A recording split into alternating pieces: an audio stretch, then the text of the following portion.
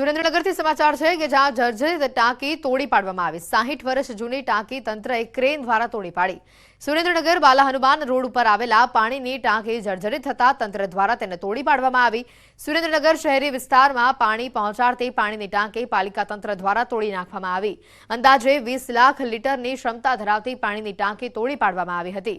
નવી ટાંકી બનાવતા વર્ષો જૂની પાણીની ટાંકી તોડી પાડવામાં આવી।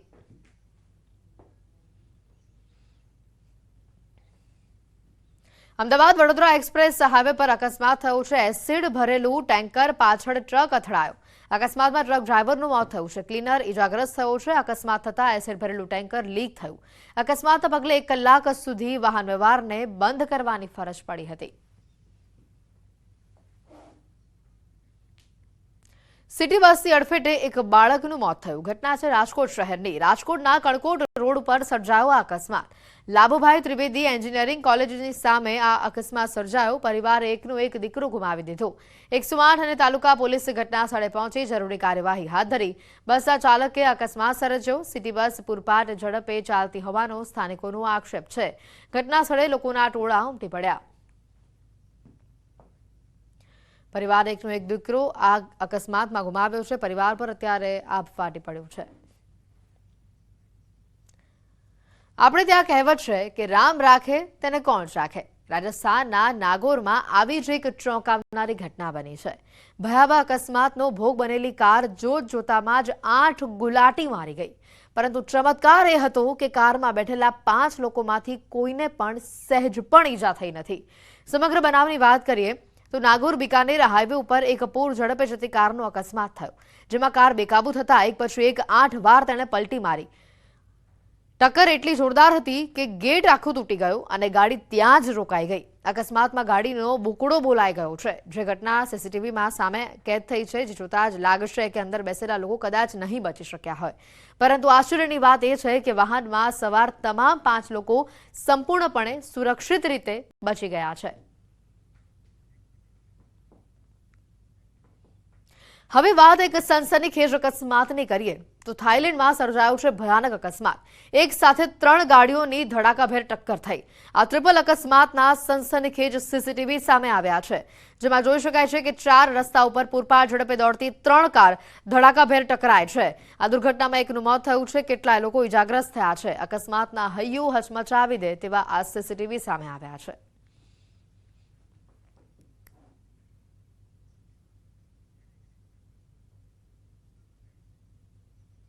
ગઈકાલે બનેલી અમદાવાદના પાર્સલ બોમ્બ મામલે એક મોટો ખુલાસો હવે સામે આવી રહ્યો છે। આરોપી ઘરે જ બોમ્બ બનાવતો હતો। બોમ્બ બ્લાસ્ટ કેસના મુખ્ય આરોપી રૂપેણ બારોટની ધરપકડ થઈ ચૂકી છે। બોમ્બ બનાવવામાં મદદ કરનાર રોહન રાવલની પણ ધરપકડ કરવામાં આવી છે। આરોપી પાસેથી 2 તૈયાર પાર્સલ બોમ્બ મળી આવ્યા છે।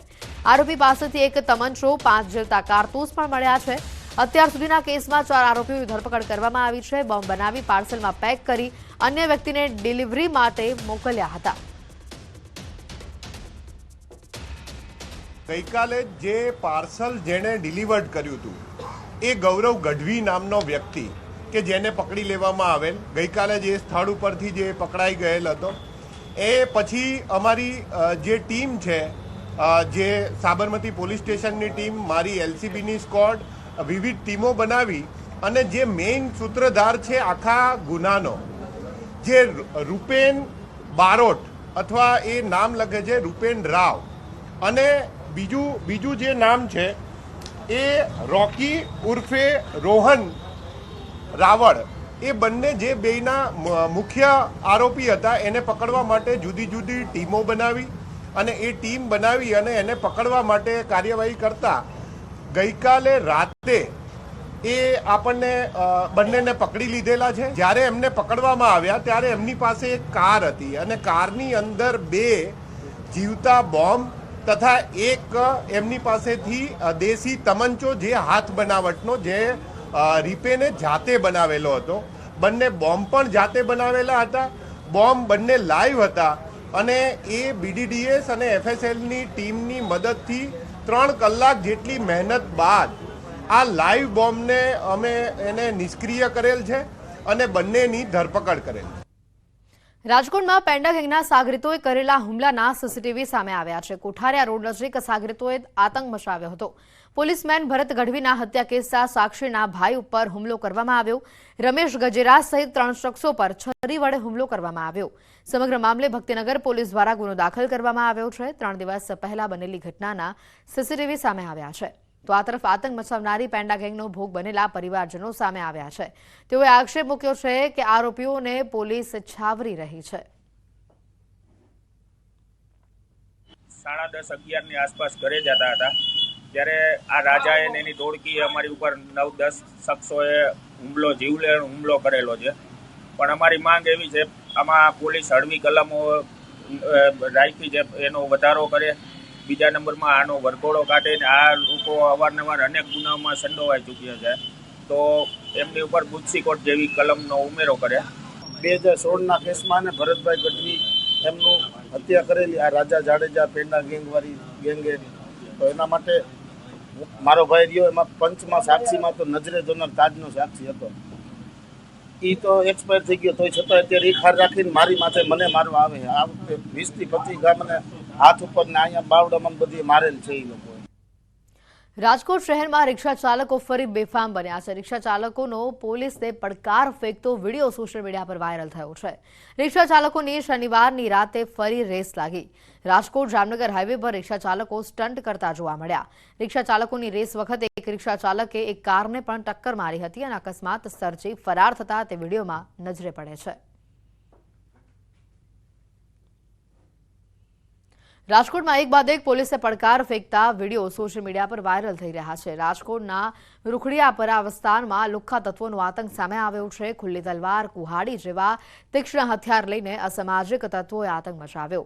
આતંક મચાવતા તત્વોએ એક વ્યક્તિ પર હુમલો કર્યો. સમગ્ર ઘટનાના સીસીટીવી સામે આવ્યા છે. ઇજાગ્રસ્ત યુવકે પોલીસ ફરિયાદ પણ નોંધાવી છે. છોટાઉદેપુર એસઓજી પોલીસે મહત્વની વાત છે કે 4,15,000ની ગાંજાની ખેતી ઝડપી પાડી છે.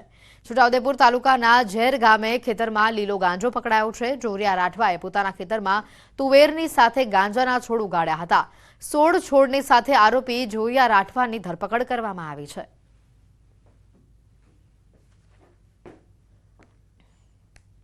નાતાલના વેકેશનમાં પ્રવાસીઓ એસઓ તરફ ઉમટી રહ્યા છે. તહેવારના માહોલ અને નવા વર્ષના વધામણાની માટે પ્રવાસીઓની અત્યારથી જ ભીડ જામી છે.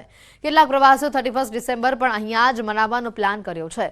તો બીજી તરફ કેવડિયાની હોટલો પણ હાઉસફુલ જોવા મળી રહી છે. 1 ડિસેમ્બરની ઉજવણી યાદગાર બની રહે તેના માટે ડીજે પાર્ટી, આદિવાસી કલ્ચર, જમવાનું મેન્યુ, સ્ટેજ, આમ તમામ પ્રકારની સુવિધાઓ માટે સજ્જ છે. ડેમ અને સ્ટેચ્યુ ઓફ યુનિટી પર આટલા વર્ષનો પ્રવાસીઓનો રેકોર્ડ બ્રેક નોંધાયો છે. નાતાલની રજામાં મોટી સંખ્યામાં પ્રવાસીઓ આવી રહ્યા છે અને હજી પણ પ્રવાસીઓનો ધસારો વધે તેવી શક્યતા છે.